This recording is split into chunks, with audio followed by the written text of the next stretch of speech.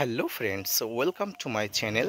দেশ এবং দেশের বাইরে থেকে যারা আজকে আমার ভিডিওটি কন্টিনিউ করেছেন প্রত্যেককে কমল হোসেন ব্লগ ইউটিউব চ্যানেলে স্বাগতম।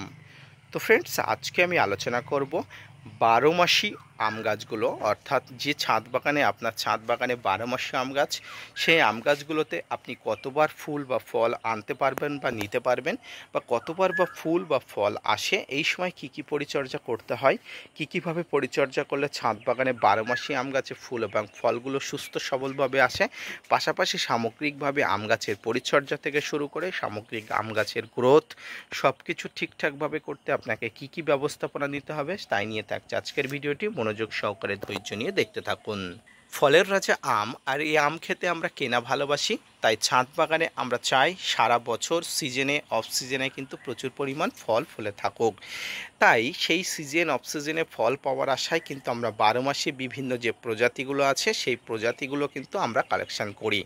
আর এই প্রজাতিগুলো কালেকশান যখন আমরা করি তখন কিন্তু এখান থেকে প্রচুর পরিমাণ ফল নেওয়ার আশা করি।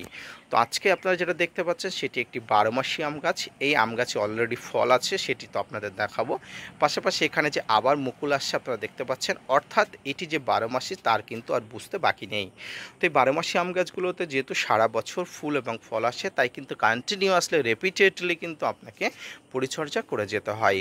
এই পরিচর্যার মধ্যে খাবার, কীটনাশক, ফাঙ্গিসাইড, মাইক্রোনিউট্রিয়েন্ট, বিভিন্ন ধরনের অনুখাদ্য, বিভিন্ন ধরনের খাবারের চাহিদা যাতে গাছে পূরণ থাকে সঠিক সময়ে সঠিকভাবে, সেটি কিন্তু আপনাকে দেখতে হবে।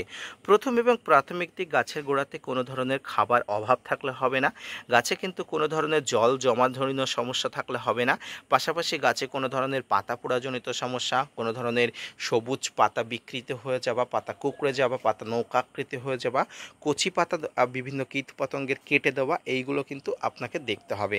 এর পাশাপাশি গাছে যে কচি যে মুকুলগুলো আসে, এই মুকুলগুলোকে যখন এই মুহূর্তে আসবে, এই মুহূর্তে একবার ফাঙ্গিসাইড এবং কীটনাশকে স্প্রে করবেন। ফাঙ্গিসাইড কীটনাশকের মধ্যে সাইপারমেথ্রিন গ্রুপের কীটনাশক, এবং ফাঙ্গিসাইডের মধ্যে আপনি অবশ্যই সাব ম্যানসা, ব্যাবিস্টিন, রেডোমিন গোল্ড 1 গ্রাম করে, অর্থাৎ 1 গ্রাম যদি ফাঙ্গিসাইড নেন 1 ml কীটনাশক নিয়ে আপনি স্প্রে করবেন।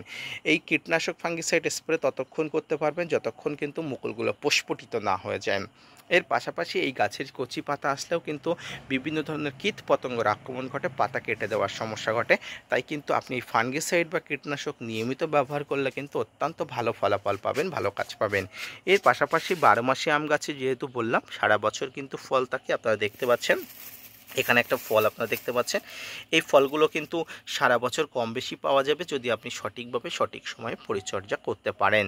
এর পাশাপাশি গাছের খাবারের কথা আসি। গাছের খাবারের মধ্যে অবশ্যই আপনারা সঠিক পরিমাণ ম্যাক্রো মাইক্রো নিউট্রিয়েন্ট উৎপাদনকারী সমস্ত খাবার দেবেন, অর্থাৎ 3 খোল, নিমখোল, নিমখোল, বাদাম খোল, সর্ষের খোল ছাড়া বাকি যে খাবারগুলো মিশ্র খাবারগুলো আছে এই খাবারগুলো বাদেই কিন্তু আপনারা দেবেন। এবার প্রশ্ন আসতে পারে 3 খোল কেন বললাম। দেখুন, এই 3 খোল নিয়ে অনেক বিতর্ক আছে, অনেক ছাদ বাগানি বলেন তাদের এই 3 খোল দিয়ে গাছের অবস্থা খারাপ হয়ে গেছে, গাছের পাতা পড়ে গেছে। তাই আমি বলবো বিতর্ক এড়িয়ে গিয়ে আপনারা এই 3 খোল দেওয়া বন্ধ করে যদি সঠিকভাবে খাবার দিতে পারেন তাহলে গাছ সুস্থ সবলভাবে বেড়ে উঠবে।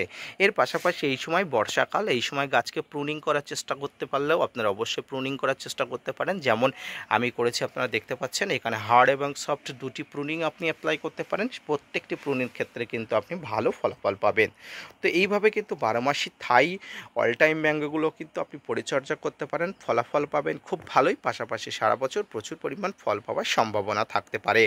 ভিডিওটি মনোযোগ সহকারে ধৈর্য নিয়ে দেখার জন্য অসংখ্য ধন্যবাদ।